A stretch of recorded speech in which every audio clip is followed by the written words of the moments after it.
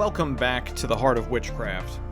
I'm your host Sassafras, and today we're taking a journey back in time. Not to grand temples or public rituals, but instead to the hearth of the Roman home. Let's explore this household worship in the Roman Empire, and I contend that for many modern pagans and practitioners, this ancient model offers us a profound and practical template for our own daily spiritual life. You may find that you roughly conform to the sort of spiritual practices here without even knowing them, and isn't that cool? So, when we think of Roman religion, of the grand temples to Jupiter, public sacrifices of livestock, effectively the ancient meat market, because people would buy the meat that was from the sacrifices. I mean, that's just kind of how butchery was. But butchery? That's kind of how butcher shops used. I mean, that's how you would get your meat. Like, that's all animal sacrifices were sold. Like, the meat from it was sold. That's why it was debated back then. Anyway, moving on. So, when we consider the grand temples to Jupiter, the public sacrifices of livestock, and the vast pantheon of statues painstakingly crafted by master stonemasons, these things come to mind. But for the average Roman, outside of the elite, not in the Colosseum, their spiritual life was intensely personal, practical, and fundamental to the home, to the household.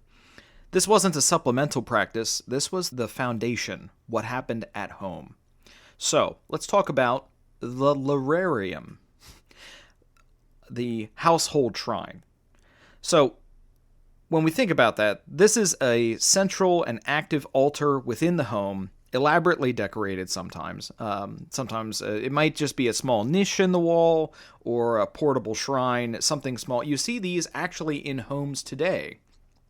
Homes that are not Roman. They're not Roman Reconstructionists. You see altars in homes. The impulse to do that is ancient, and it's not just a thing that pagans do to literally every flat surface of their home, although that certainly happens. Anyway, so that's one feature of it. I'm describing the features that go into what made up Roman household religion. You had household deities. These are called lares. These are the guardian deities of the household and the house's boundaries, often depicted as being dancing youths holding drinking horns. They protected the family, the land, and prosperity. The penates, the guardians of the pantry. They ensured the family's continued sustenance and their well-being, and their presence was linked to food offerings. The genius, or genius, and Juno. The genius is the... or genius, however you want to pronounce it, however cute you want to be with that. It's the divine spirit or guiding essence of the male head of the household, the paterfamilias, the father of the family. The female equivalent was the Juno of the materfamilias, the mother of the family. These are deeply personal, ancestral, divine spirits. I mean, you kind of think of how we kind of extrapolate and personify archetypes. Like, we're looking at archetypes. Ancient Roman religion was built out of archetypes as well. We're not really that far off, is what I'm trying to say. Moving on. The manes. These were the spirits of deified ancestors. They're not necessarily malevolent ghosts. They're benevolent guardians if properly honored, and they continue to watch over the living family. If you disrespect them, if you disrespect your great-great-grandmama, and then she smacks you upside the head, that's exactly what we're talking about. Other household spirits, well, there's the Vesta, that's the goddess of the hearth fire, and occasionally specific deities important to the family, whoever it is. If you're a merchant family, then Mercury would be important. If you're a farmer, then Ceres, or, you would honor the respective individual deity of what is relevant to you in your life, not any different than what people do nowadays. Pagans do nowadays. Well, and not pagans of different religions. So these deities are not distant. They're present. They're in the household. I mean, it's one of those things I constantly talk about, at least in regard to my own household. We talk about the kitchen ghost. We talk about, occasionally, a light will flicker. We live in an old house, and it's like this is the reason why old houses are cool, by the way. Newly constructed houses are just offsetting, because it's like, if there are spirits here, they're spirits that are angry the house was built. Have you ever been in like a newly constructed home and you get that unsettled feeling, that not lived in feeling? I don't know. I mean, maybe I'm just kooky, but then again, this is a witchcraft podcast, so I guess that's not a bad thing. Now, worship is not a Sunday only affair. Roman household worship was a daily and rhythmic practice. It was performed alongside other mundane activities with regularity. It fostered a constant awareness of the sacred in the ordinary, just like modern pagans often demonstrate. So for in terms of offerings that would be given to these various deities, well, food and drink, portion of the family meal, a bit of wine, milk, honey, incense placed on the lararium. This wasn't about consumption by the gods, but instead was about sharing what you had and recognizing them in this fashion. You would also offer perhaps first fruits, the first portion of anything new or special, a new wine, newly made bread, fresh produce. These would be given to the household gods. Incense, as we all know, is a common offering, the most popular offering that's ever been offered to a deity, period, and simple prayers also. Morning and evening, there would be prayers and acknowledgments. When you wake and when you go to sleep, you say good morning and good evening, as it were. When you sit down and break bread, having offerings or meals from those, whenever that happens, you would give something. Even you break off a crust of bread, and that's for the gods. Especially, you would do sacrifices for life events like births and marriages. When people leave, when people return, these would get offerings and prayers at the lararium, just like everybody's religious auntie does, which might be a generation removed now. Feasts, special regional or state festivals dedicated to certain house and gods. They would do various different celebrations of the different, it would be like, imagine like having pantry day where you honor the gods of the pantry. But that's what it was. It was that simple. It was that, I'm not meaning to call it stupid. I'm meaning to call it like, modern pagans tend to put all of this stuff up on a pedestal, when in reality we need to be thinking way more practically. Your religious devotion, your piety, was a wider virtue. It encompassed duty and honor and respect and loyalty to the gods, to the family, to the country. And yes, all of those things were included. For household worship, it was about fulfilling one's obligations to the divine powers within the home to ensure that the family's well-being and prosperity was protected. It was a contractual agreement. It was one of deep respect.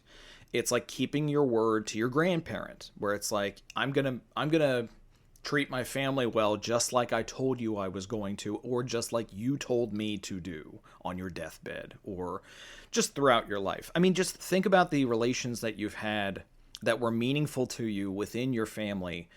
Things that you do to honor that show up here. Like that's part of piety, in truth. You don't need priests. You did not need to be part of a religious hierarchy. The head of the household. It was their responsibility. Just kind of like if you think about growing up, who was in charge of getting Christmas going? If you're in the West and you celebrated Christmas, who was in charge? Who got that going? There was a little bit of pageantry to it. There was a little bit of like, well, we can't get started until everybody's here. Or there was someone who was like the master of ceremonies for that. That's literally what we're talking about. It was not mediated by external authorities. This was a thing done within the home by the people within the home. And so, yeah, like this, what I've described here is 2,000 years old. Like the various bits of this practice is how Romans were practicing household religion 2,000 years ago.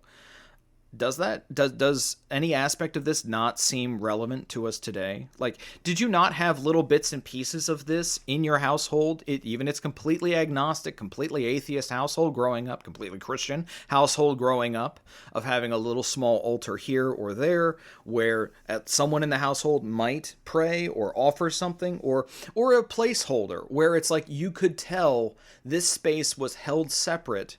Even if there's no religious undertone there's something here that resembles an altar. Has a old photo of grandma and granddad when they were kids. Young people, younger, when they were in love, or when they got married, or when someone came back from a war. And not to get into too much. I mean, everybody knows those nostalgic World War II pictures. Yeah, heck, I have them. But yeah, is this not incredibly relevant to you? I believe that it is. I think that this is a sleeping model hidden underneath the daily lives of most pagans.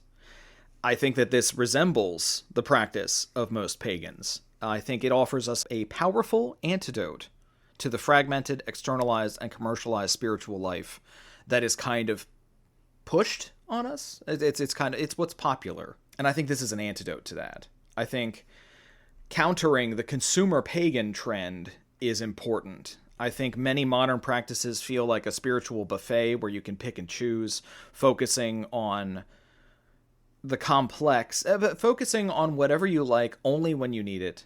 And Roman household religion offers us a model of what consistent, integrated, and humble daily practice actually looks like for people who can keep it up every day, for people who have an interest in keeping it up every day.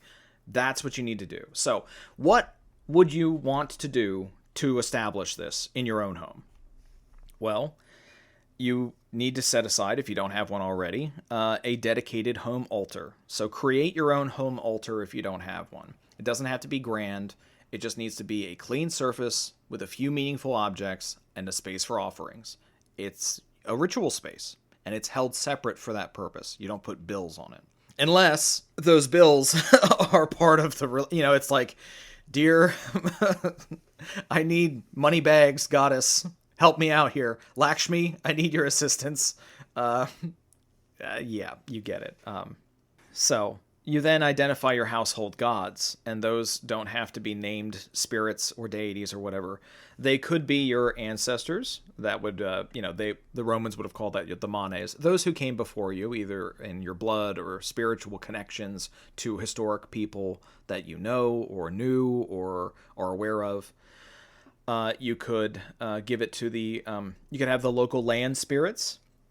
That would be like the genius loci, Loki, the lares. Those are terms that would be used in Roman religion for it, but just think local land spirits. This is the unique essence of your home, your property, your neighborhood. Do you sense those spirits in the area? Do you want to honor them? Sure. Bring them on in. This could be deities that are relevant to your home life, and that would be the like the Vesta, the Penates. Gods or spirits associated with sustenance, hearth, safety, and home management. You could have personal guides or patrons, any deity or spirit that you regularly work with that you want to invite into your home space and give some space in your home, your homies.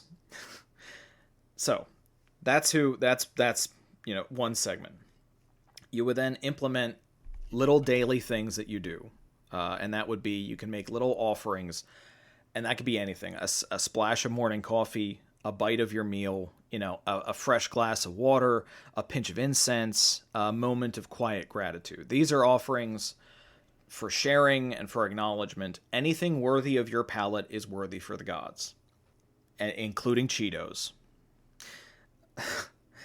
Verbal thanks. I mean, if they give you shit about it later, that's on you. You make simple, heartfelt gestures when you feel grateful. You don't need to do complex invocations, but you can if you want to go that extra mile, whatever. You want to focus on consistency over grandeur. Remember to do things on a daily, to do a constant remembrance. The regularity, I think, is more potent than occasional elaborate rituals, which you then later can't duplicate because it was just too elaborate.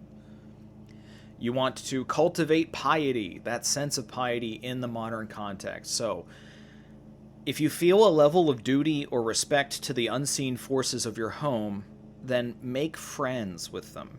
Ask them for their help to do what you need to do to protect your home and yours, to help in the provision of sustenance and well-being.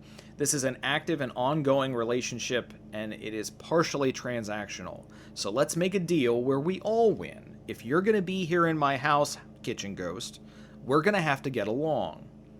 And you're going to be here, and I'm going to be here, and we're going to have peace. I mean, that's one of the things that I do that I did when we first came here. It's like, if things are not... If you sense that things are off, make tea for the spirit and yourself and sit down, put it out there, have tea, and consider talking it out, or lay out the line. It's like, look, the kids are going to have to stop having nightmares, because if I think that you're responsible for that, I'm going to take that seriously, and we're going to have to figure it out.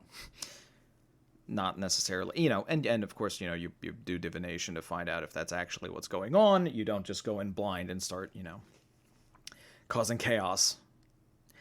Anyway, and so you integrate. There's a power to integrating this into your everyday life.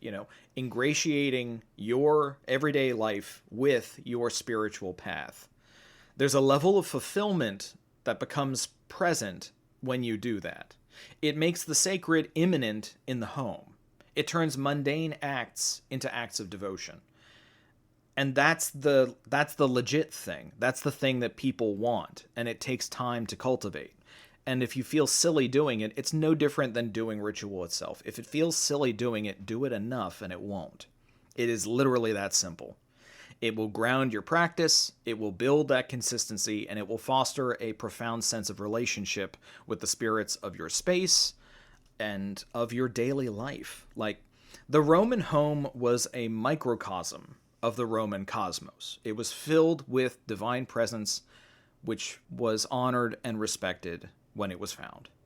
And so when you look at this ancient template, we can build a modern pagan practice just as robust, just as personal, and just as deeply woven into the fabric of our daily lives. Hopefully, some amount of that came across to you today, and I hope everyone is well. That's all for this episode of The Heart of Witchcraft. Thank you so much for listening. If you have questions, comments, or otherwise, please don't hesitate to reach out to us at heartofwitchcraft@gmail.com. For those of you wondering about ads or sponsorships, rest assured, this podcast will remain blissfully free of all of that. We love hearing from you. Until next time, keep exploring, keep questioning, and keep practicing.